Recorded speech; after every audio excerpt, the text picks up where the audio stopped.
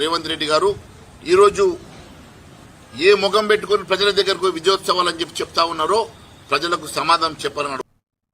కన్నన నటుడు శివరాజ్ కుమార్ రాష్ట్ర పర్యటనలో భాగంగా విజయవాడ కనకదుర్గమ్మ ఆలయాన్ని సందర్శించారు. ఆలయ అధికారులు సాంప్రదాయ పూర్ణకుంభంతో స్వాగతం పలికి ప్రత్యేక దర్శన ఏర్పాట్లు చేశారు. దర్శన అనంతరం పండితులు ఆశీర్వచనం చేసి అమ్మవారి ప్రసాదాలు చిత్రపటం అందజేశారు.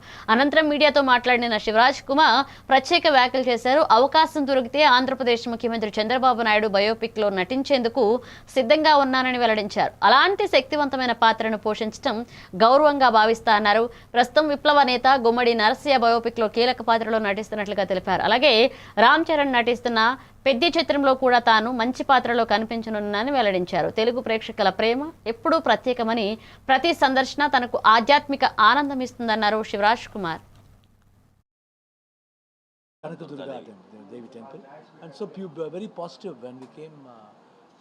ఇక్కడ ఆ గాడెస్ చూస్తే మంచి ఒక పాజిటివ్ వైబ్స్ ఉంది.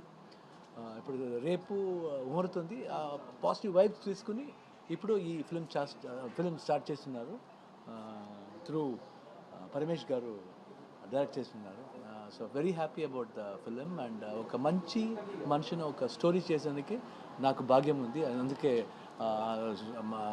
దేవుడు ఇచ్చారు మాకు. వాడికి సింపుల్గా ఉన్నారు, సింప్లిసిటీ ఉంది.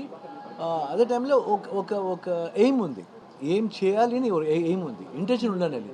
సింపుల్ అండ్ సింప్లిసిటీ ఉంటే చాలండి. ఇప్పుడు అది ఒక ఎయిమ్ ఉందండి, ఎందుకాగి ఎలాగ ఉండాలి. సో ఒక ఎయిమ్ ఉంది ఈ సబ్జెక్ట్లో. ఐ లవ్ హిమ్ అండి. Only one thing I love Ram Charan. ఇవి బులెటిన్ అప్డేట్స్. కీప్ వాచింగ్ ఏవంటి విత్